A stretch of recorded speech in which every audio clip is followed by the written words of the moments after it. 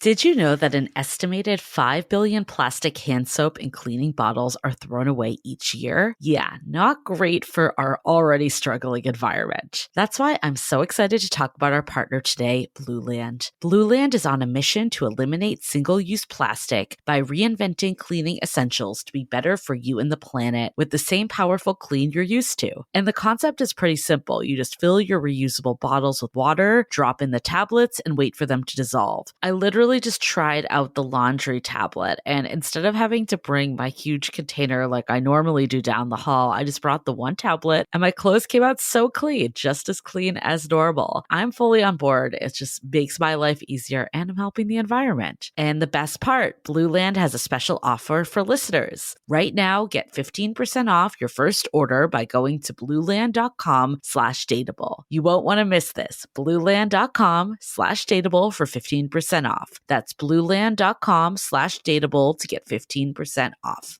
The Dateable podcast is an insider's look into modern dating that the Huffington Post calls one of the top 10 podcasts about love and sex. I'm your host, Yue Xu, former dating coach turned dating sociologist. You'll also hear from my co-host, Julie Krafchick. On each episode, we'll talk to real daters about everything, from sex parties to sex droughts, date fails to diaper fetishes, and first moves to first loves. We are excited you've joined us for an older episode. While our earlier seasons were all about dating in San Francisco, we quickly realized all the themes and learnings are universal for all daters. So we shifted to covering dating from all around the world as the seasons progress. The fun part is, things happen first in San Francisco, the tech epicenter and counterculture capital of the world. We love for you to keep tuning in to our older episodes, but there is no set order to listen in, so feel free to jump to more recent seasons or relevant episodes for you. Enjoy the show.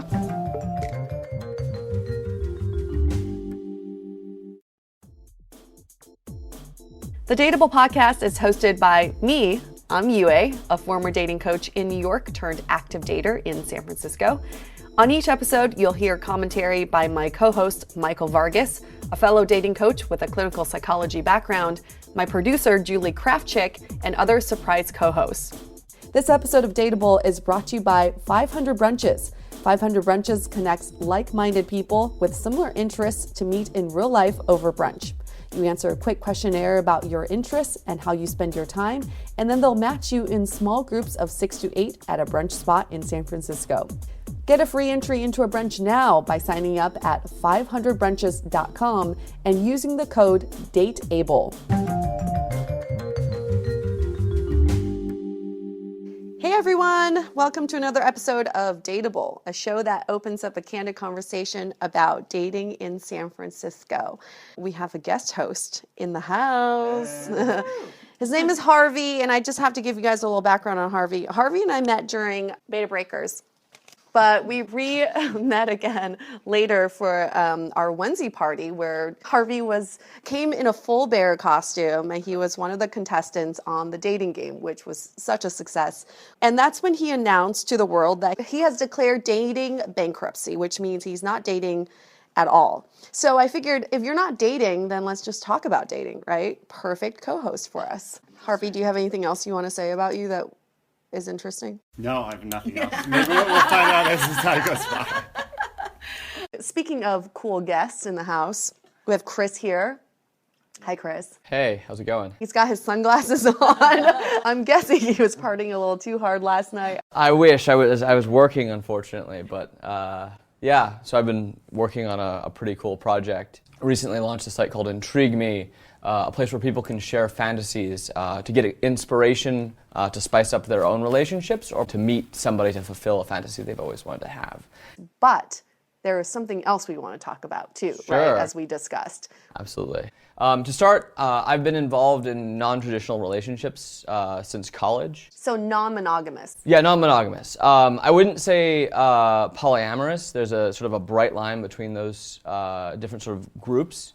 But I've been practicing, and practicing is an active word, practicing non-monogamy for a number of years now, yes. But not polyamorous. Correct. You always have to be somewhat careful about talking about these because some people have very, very strong beliefs. The line between someone who says they're into non-monogamy versus someone who says they're polyamorous, in my mind, a polyamorous person has a deep desire to be with two or more people and have a serious emotional and physical connection, perhaps living with them, perhaps not, over a long period of time. But seeking meaningful relationships outside of a two-person partnership. Correct. So they want to be with somebody. They want to be with at least two or more people in a very serious way.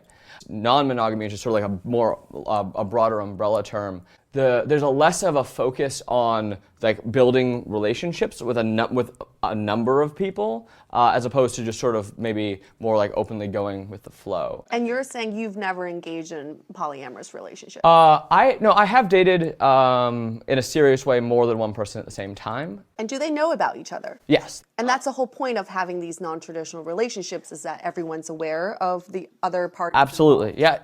No, totally. So like I think communication is the most important thing in any relationship, regardless if you're monogamous, if you're just hooking up with people, not dating, like just sort of like playing the field or whatever you want to say, or you're exclusively married to somebody, or you're in some sort of in a poly quad or something like that, right? So communication is inarguably the most important thing, and the advantage that I believe that non-monogamy has is it puts a very high value on open, candid communication about what you want, what you don't want, what you're afraid of, and what you're curious about. Establishing boundaries. Establishing boundaries.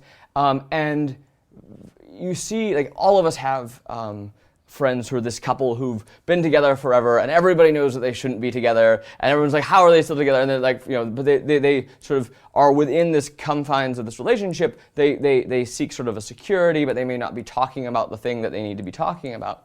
And the reality is that non-monogamy can be really confronting, right? Like seeing your partner flirting with, making out, or hooking up with somebody else can be very emotionally challenging, and so it forces these sort of hard conversations. And people who practice non-monogamy, and I say practice very seriously because it's sort of a learning thing.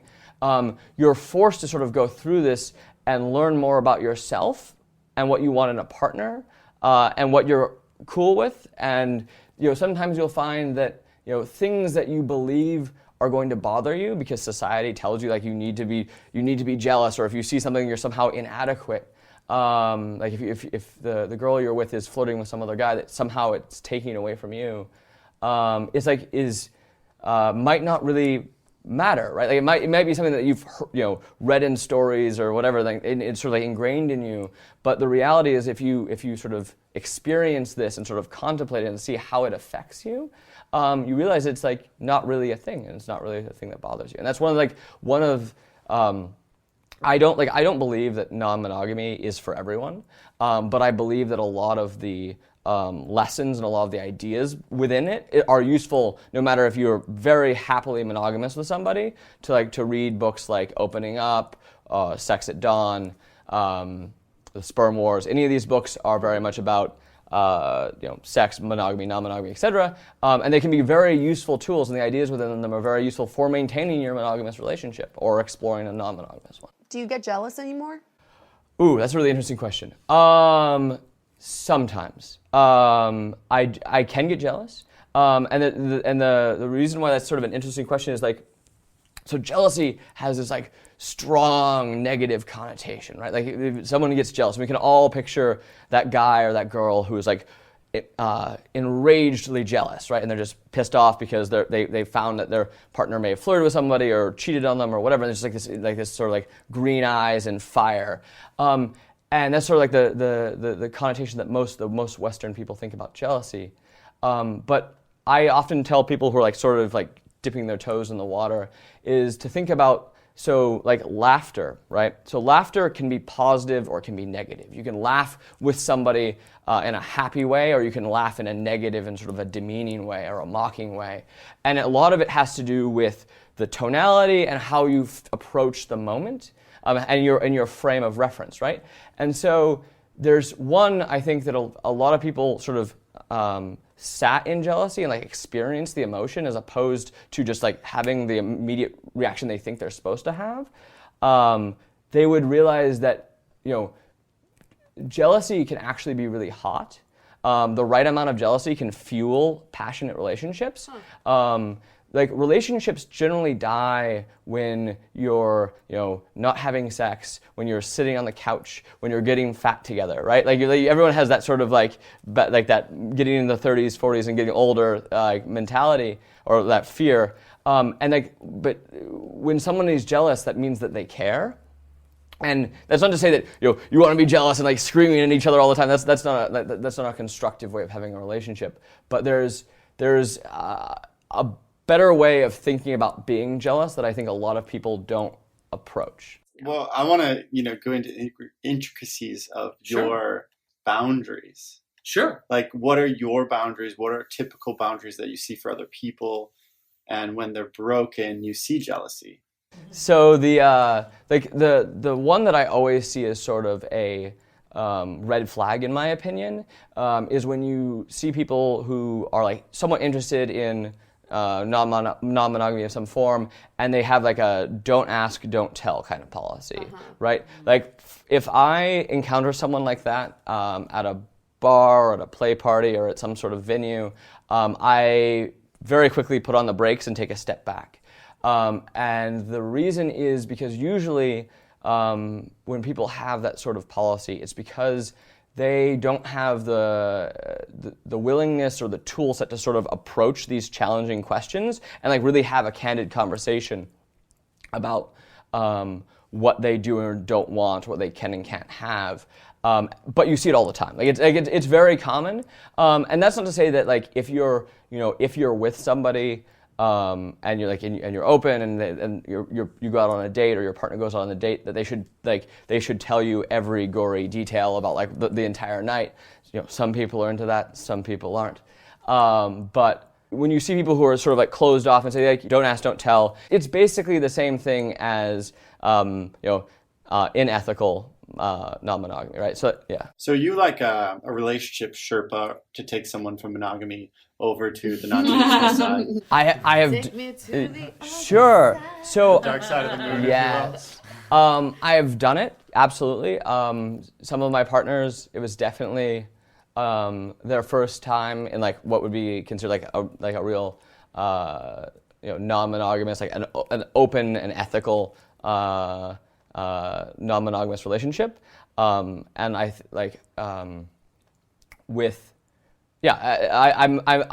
very much like part of actually why I started my project about Intrigue Me about sharing fantasies is I really care about and like creating experiences for people and letting people explore things.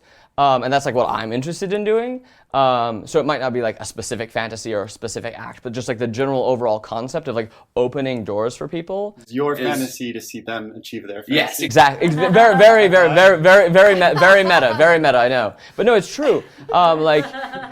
Yeah, I mean. But then who Sherpa'd you into non-monogamous relationships? That was a long and rocky road. As I said, I've been involved in various forms of non-monogamy for probably the last like 8 or 9 years. Some of it was, sort of like a classic sort of gateway. A lot of people get into it is like through a long distance relationship, right? So you're with somebody who you really care about, but we were on either side of the country. And so we're like, yeah, sure, it's okay to see somebody else. I don't believe that if my partner is with somebody else, it diminishes me. Because you're very secure. No, I mean, I actually think I'm actually a very average guy. I think on all respects, I'm about average height, about average attractiveness, average beard length. Average beard length. I'm no Brad Pitt, and there's like sort of this like idea that like, if you're involved in these sort of like crazy parties, or you're with lots of women or whatever, that you have to be like Brad Pitt or something, and I think that's not at all. Not true. Especially in San Francisco. But I'm so curious, where did this come from? What are your parents like? What's their relationship like? Oh, that's very interesting. We're never gonna get to your dating story. Yeah, we're not. They'll have to have me back, and we'll tell part 2 if you want to hear the story. So I actually come from a fairly conservative family, from a small town on the East Coast. And I think I had like a very sort of classic upbringing. And then, I went to a tech school and then came out to San Francisco. I mean, I guess a pretty classic sort of story arc. I think like I always had a strong interest in like psychology and connection and people, and I think that's what started getting me reading about like non-monogamy and other forms of relationships. And I had like a series of regular relationships, and I've had like within the last years I've had monogamous relationships and open relationships and so forth, and just always like interested in like trying different experiences and seeing how things would So did the relationships be non-traditional, then you started reading, and then it became a way of life? Or were you reading first? I think I was reading first. I think at a youngerish age, like sometime in my teenage years, I got sort of I was reading a lot of fantasy. And like those sort of stories like touch on a lot of this stuff, and so I got interested in it. Do you remember the first book that sparked your interest? I have no. I read stuff online. Ethical it was all Slut? like Was that it? Ethical Slut is a classic one. But that was not the first. I don't remember what the first was. It was like Harry Potter or something. Like, ooh. How old are you? I'm 29. How many times have you been in love? Ooh, that's a really hard question. And have you been in love with two people at once? I've never been in love with two people at once. I would say I've been in love 3 times. And were all 3 of those in non-monogamous relationships? Yes. Have you come out of the closet to your parents about your non-monogamy? Do you plan on coming out? My mother learned actually of the project that I made about the fantasy site, and she did not approve. So they're very traditional. Yeah, very traditional. And so there's just like conversations I can have and conversations I can't. So I can just hear some of our listeners screaming, going, if you are in love with someone, shouldn't they be enough for you? Why do you have to seek out other people? Sure. I mean, there's so many different philosophical ways of going about talking about that. Right? What about just for you? For me, what I would say is that there's no one can be all things to somebody else all the time. And relationships grow and ebb and fade and strengthen naturally over time. I've been in like multi-year open relationships. And one of the things that I would say is sort of an advantage and like a good, if you take a couple who's in a monogamous relationship, like the idea, like it's pretty much a fairy tale that if you're in a monogamous relationship or your relationship with anybody, right, that you are not going to find any other person attractive, right? Like now, whether or not you act on your attraction to other people, whether it's slight or strong, is a whole other question, and it's a question of self-control and a question of availability and serendipity. But oftentimes when people cheat, they statistically actually cheat with someone who's less attractive, less quote-unquote desirable than their primary partner. And the reason often is because that the classic human thing is to want what you cannot have. And because they're in the structure of this monogamous relationship, and society says like you're with this person, you're married or you're engaged or you're very serious, and you can't see this other person, that person becomes far more attractive to you, and then you might stray out of your relationship. And maybe you're very, very happy with this person that you're in the relationship with, but whatever series of events, a late night at the office that happen to spill over into an affair, will often like destroy or intractably damage the trust and the basis of a traditional monogamous relationship. And so what I often charge people to say is like if you had flexibility, and I'm not saying that you need to be dating 5 people or 3 people or whatever, but if you have an understanding that like you can enjoy the company of somebody else, that maybe you just want to have a drink with them, maybe you just want to flirt with them, maybe you just want to have make out with them, that might be enough, and you might learn what you wanted from that person and have that experience, and it would actually strengthen your primary relationship, and that relationship would survive. Whereas in a more traditional setting, because you cheated, because you stepped out, the person might not forgive you, or it might fall apart. Can I also add that It's not just physical attraction? Like you just mentioned, it could be psychological. Oh yeah, totally. Like you said, not everybody can be everything all the time. Mm-hmm. Maybe there's different voids being juggled and filled. Absolutely. And some of this could be same gender relationships too, totally. Right? Are you I am straight. Open to both? Okay. Yeah, that's actually something that I've spent some time contemplating. I am quite straight, but I'm very open-minded and appreciate all forms of sexuality and what people want to have. And to the degree in which I'm not attracted to men is actually a curiosity of myself. So you're not attracted to Harvey right no, now? You don't want to kiss him? No, I don't want to kiss Harvey. But he's thought it through, which not all guys do. Yeah, yeah. Like I do very much believe that, sexuality is a continuum, and we're all like, people are on different spaces on it. But I'm very much to the hetero side. So, I mean, a lot of people write into our podcast and say, how do people get into relationships? And they're just talking about one person. And here you are talking about having one relationship and then having multiple other sort of relationships. Sure. I mean, variations of relationships. Sure. How do you even keep track? How do you have time? How do you have the energy? What drugs are you on? Like, give us, what's your secret? What's your Google Calendar like? Sure. No, that was actually, that's one of the running jokes about polyamory, right, is that most of it is a calendaring problem. No, seriously, no. An app for that. No, there are. Believe me, they exist. No, like if they're the people who have like a number of serious partners that they've been with for a while will maintain calendars and schedules about who's seeing whom and when someone's sleeping where.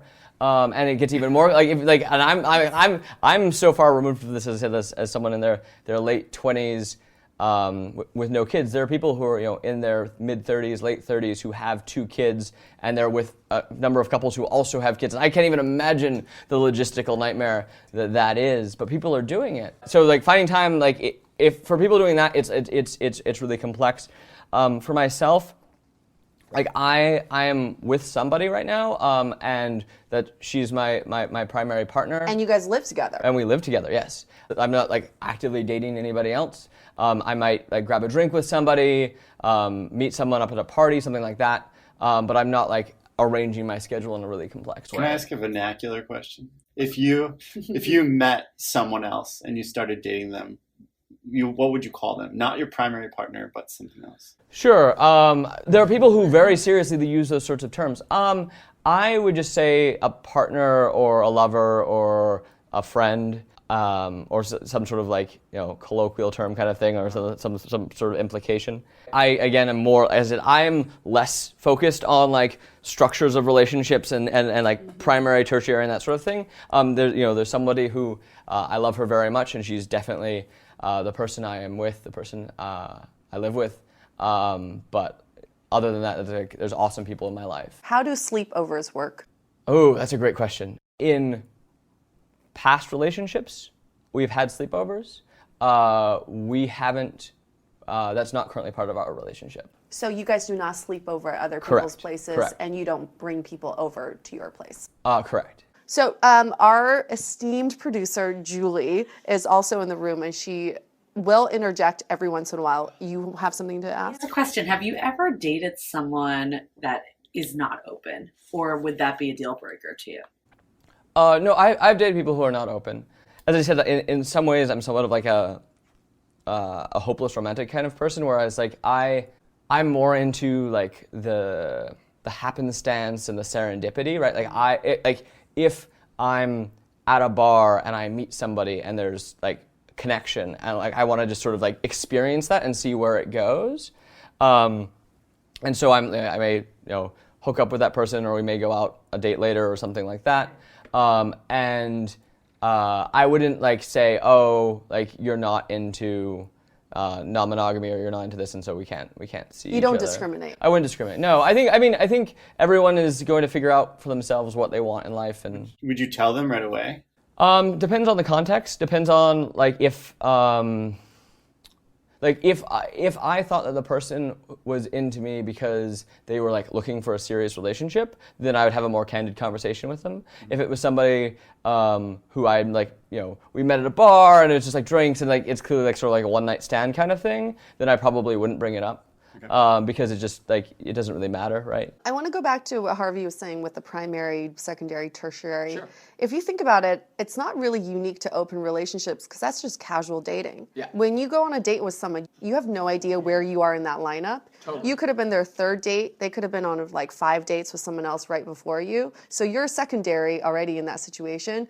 We, as monogamous daters, just don't openly talk about it. Yeah. Absolutely. But we really true. are in that sort of lineup. We just don't. Absolutely communicate true. And it's about being able to have that sort of candid conversation, right? If you're a dateable person in San Francisco, the odds that you're in or you're casually seeing one or more people is fairly high, unless you're choosing to be dating bankrupt. I'm back on the scene now. Oh, there you go. He's back on the scene. No, but so seriously, the point is most available 20, 30, 40 somethings are actively hooking up with one or more people. And then there's the concerns there is all about sort of communication and safety, right? And that's why one of the classic, and we haven't actually discussed it yet, but one of the classic concerns that people bring up when you start discussing open relationships is STDs and diseases and catching things, right? But that's just dating. Right, exactly. No, exactly. And actually it's quite the opposite. Right, no, it's absolutely safer, right? So the people who I know who are committed to non-monogamy, they get tested monthly. They get tested very serious about it. They're very serious about disclosing things. They're very serious about using condoms. And we're all ashamed. And there's a huge amount of shame around traditional monogamy and around hooking up with other people, and they sort of people tend to get very drunk, and they get blotto drunk at a bar and go home with somebody, and then they may or may not use a condom, and then it just causes all sorts of problems. So it's the reality on the ground is that you're actually, in my opinion, and I think the data would probably back it up, although I don't have the research, would be that people who are serious about non-monogamy are generally much safer about their sex because they spend more time thinking about it and more time talking about it. It's conscious. It's conscious, exactly. So if you go to a play party, there will be people drinking. There will be people fucked up on various things, but actually it's going to be people are generally in better states of mind and better states of control because frankly you can't perform if you're really, really fucked up. Let's do some takeaways because what I'm hearing from you is communication is so key, and we keep saying this on every episode, but it's so key because I think about the times when I've been upset with a partner, and it's because I didn't communicate my needs. I couldn't say that. I mean, the great example was your previous podcast about that girl with the guy and when she fingered him, right? She felt weird because he didn't communicate his needs to her. He was embarrassed about it and unable to have a real conversation about it. She was embarrassed about it and sort of unwilling to say, hey, express herself in that situation. And so you have two people who might have had a great experience. They might have enjoyed each other way more, and they might have been dating right now if they had just been willing to sort of own up and talk about it. And that's something that you classically see in those sort of relationships. Harvey, takeaway? My takeaway is classic daters and non-traditionalists are very similar, but they define the relationship a little bit differently in the end. Yep. But potentially the non-traditionalists are more happy because they communicate better. And also, it's just that we can't judge other couples. This is proof, right? Society can't say this is right, this is wrong in a relationship. What you consider cheating could be totally different for you and your partner versus someone else, right? Yep. So stop judging other partners and communicate your needs in your own partnership. Okay, do's and don'ts of people who are beginners in non-monogamous relationships. Let's do 2 do's and 2 don'ts. All right. So again, I strongly suggest reading something like Opening Up. Ethical Slut is very popular, but I think Opening Up is actually better. There's all sorts of people who've spent a lot of time thinking about these things, and it's just worth your time just to learn from them, learn from their mistakes, because it's definitely not easy. You will be confronted by emotions, and you have to be ready for that. Okay. So that's one strong do. A don't, I said don't get into the sort of relationship which I was talking about, which is the don't ask, don't tell, non-monogamy, which is just sort of we're sort of cheating on each other but not telling each other about it. That's just ultimately going to be really sort of painful for everyone involved. Another sort of a do, I would say, I think do go to a play party. I think that I think TBD. TBD. I think that there's something really interesting and freeing and different about that experience.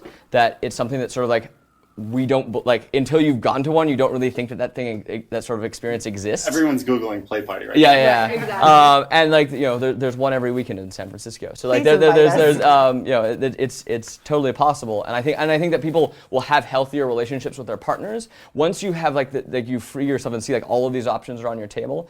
You get less held up on things, right? You think about stuff more clearly. Another sort of like within that like don't ask, don't tell sort of relationship are the people who will get into non-monogamous relationships because their partner really wants it, or their partner wants to sleep with other people, and their partner basically says, I want to sleep with other people. We need to be we need to be open. We can't be closed. And if you're not okay with that, you don't have to be okay with that. You may be okay with it some point later in your life with somebody else, or you may never be okay with it. But you should not feel like you need to just like go in with that, because it won't go well. Like if that person wants to be with you, be together, be in whatever relationship you want to be in, but don't be held hostage into a relationship you don't want to be in. Conscious couplehood. Yeah. Another do is share your fantasy on intrigueme.com. Yes. That's intrigue with an E like Edward. Yeah. Thank you so much, Chris, for being with us. Guys at home, if you have your own fantasy stories, your non-monogamous, non-traditional stories, we want to hear from you. Maybe you've been to a play party and you want to share that story. We want to hear that as well. So find us at dateablepodcast.com. Last but not least, Stay dateable. In this episode, Chris mentions the book Opening Up, a guide to creating and sustaining open relationships by Tristan Taormino. So the action item for this week is for anybody flirting with the idea of non-monogamy or currently in a non-monogamous relationship. There's a great excerpt from the book that I want to read to you, and I just want you to think about it. Quote, "It would be unwise to agree to non-monogamy for the following reasons or with these hidden motives. 1. You're so in love with that person that while your gut is telling you no, you decide to say yes and we'll deal with it later. 2. You believe your partner likes the idea as an abstract concept, but it won't actually happen. 3. You agree to it, but secretly know you'll be enough for your partner and she won't ever want anyone else. 4. Although your partner has said he is non-monogamous by nature, you know you can change him. And 5. You think it's just a phase and she'll get over it." So if any of the above applies to you, it doesn't mean that you shouldn't pursue non-monogamous relationships. It probably means you and your partner are not on the same page. The most efficient way to meet new people is a combination of online and offline. 500 Brunches has your offline covered. Connect over brunch with new friends. Come alone or bring a buddy.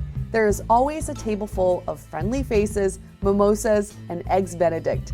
Sign up at 500brunches.com and use the code DATEABLE for a free entry. To connect with us, visit dateablepodcast.com. You can also find us on Facebook, Twitter, and Instagram, all under Dateable Podcast.